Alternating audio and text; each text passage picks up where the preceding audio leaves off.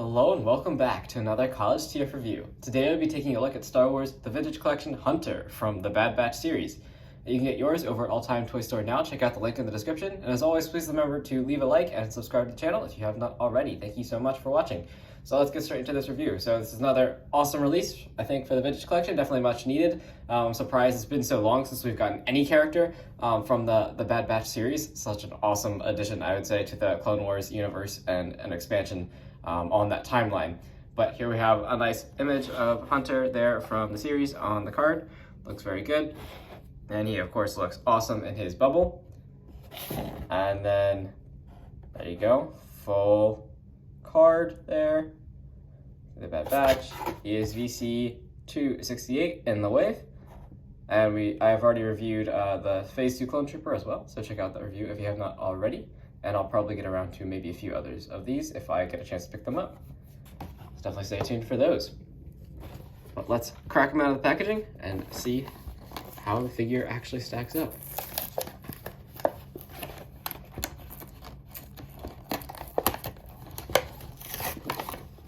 And apologies to those of you who are card collectors. A very great card, but for this one, I'm opening up a figure, so the card will unfortunately have to be sacrificed. And there is Hunter in the bubble, excuse me, bubble. Let's go ahead and pop this up. There you go, very nice helmet. Looks very nice paint on there. You have the half skull face, very good. And there's like a nice rubbery material, very rubbery. Should be able to fit over his head, no problem. Go ahead and pull out some of his weapons here. Of course, to get two guns, plus a knife that he uses in Season 1. Again, this is Season 1 Hunter. Definitely like a Season 2 Hunter as well.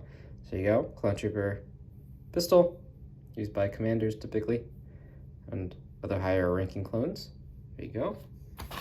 And he also has this bigger blaster, which I've always thought was a pretty cool touch to have some sort of, more souped up weapon. Very nice. And this one does kind of have like a nice gunmetal sheen to it. Don't believe it's painted, but whatever plastic they use has little particle bits in there that look pretty cool. And then his dagger as well.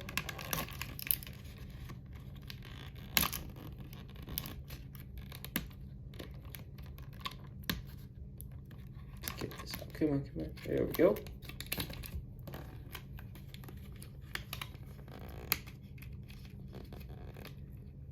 Alrighty.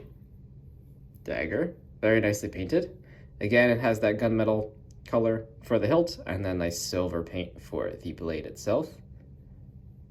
Awesome. And Hunter. There we go.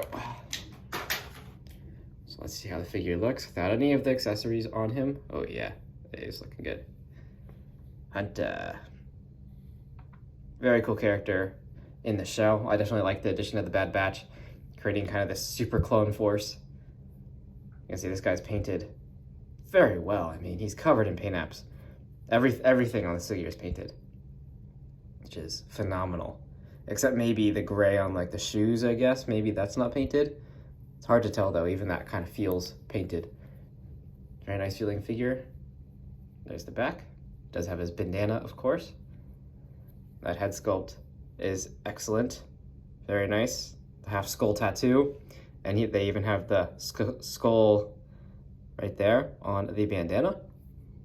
And you do have Clone Force 99 stenciled on his shoulder pads, plus another skull. Nice painting. He is missing some of the lights here. There's like little lights that illuminate, and also back here. But those are very minor details. Same thing on the back. But he has all the main solid colors on him, of course. Very, very nice. So let's get that helmet on, see how that looks. Fits on with ease. Oh yeah, that looks epic. Certainly awesome. Very nice. And then let's see, how does his dagger integrate? Fits in very nicely. I think that's the way it's supposed to go in. It can go in either way. Maybe that's actually right. I think that's right. All right. And then he does not, unfortunately, look like have any places to store the blaster, even though it does have a little, you could use the ammo section there, and if there was just a tab somewhere it could fit on. Too bad that it doesn't have that, but can you like slot it in here? Yeah, you can slot it back there if you want. That's kind of fun. Could you do that with the pistol? You could do that with the pistol as well, and I'm sure you could have it facing inwards.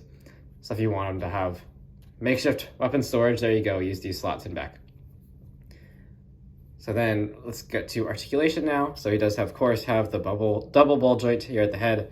So every range of motion you could want. And yeah, actually, you know, I'm not usually a fan of this rubber material, but for the helmet, it works fantastic. It's really easy to pull on and off. No worries of damaging that beautiful face sculpt or just getting stuck.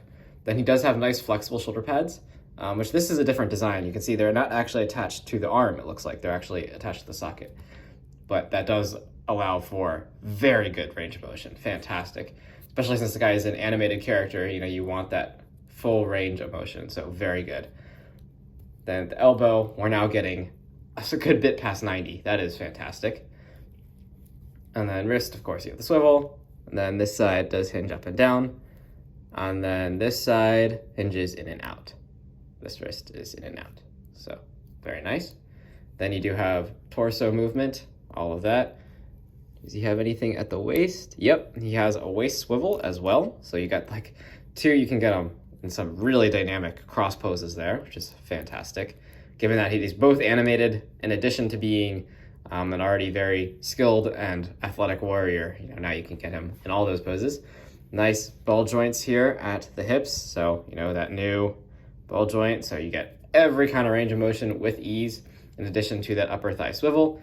Then you do also get nice knee bend. Knee pad is attached to the shin, which is more accurate. Very good. And you do get past 90 there on that kick. And there is a swivel there as well. And then you do get forward and back at the feet and fantastic rocker. So this guy's got all the tricks, as he should, being the leader of one of the most destructive clone forces there is. So there you go. It looks pretty awesome. And then this hand is not a trigger hand, so you really can technically only give him one weapon at a time, but of course you can still have him holding that blaster pistol. So for a few quick comparisons with some previous Clone Trooper releases, let's bring out, we have our 332nd Clone Trooper, reviewed recently. I love that figure, but obviously that articulation is way dated in comparison to Hunter. And we now have from a fellow wave mate, this is the Phase 2 Clone Trooper from Andor, so a live action rendition of a clone. And just for fun, Five's my favorite clone. Fives and Rex, my favorite, but Fives is also a fantastic clone. So just from a head-on view, you can see he's kind of like a mix between, in terms of his leg armor, it is pretty, yeah, it's the same mold as your Phase 2 Clone Trooper here. Looks like they share the same thigh and I'm sure inner workings, but then of course all the exterior armor is different on them. They have different shoulder pads, different shins. Their shoes look to be the same in that detail, but otherwise they are very different figures, these two. And then of course all of the other ones are pretty far apart in detail. You can see, you know, even I definitely like the thickness of Hunter's legs a little better than the previous releases, and mainly just the update to the full Phase 2 armor, plus, you know, the Bad Batch have their own customized armor going. So there is that comparison with other Clone Troopers that have been released. I think they're definitely getting pretty darn close to perfectly nailing this clone mold. As this guy especially, like if they retool him for all over other Clone Wars Clone Troopers, like using a Rex actually would be even better off of Hunter than off of the Phase 2 clone. Just using that, you know, this a little bit, the broader visor and everything is very well done on this guy. I hope you enjoyed this review and hopefully it gave you a sense of whether or not to pick him up. I definitely recommend picking him up. Fantastic figure. Even if you're not a fan of Bad Batch, he just looks cool.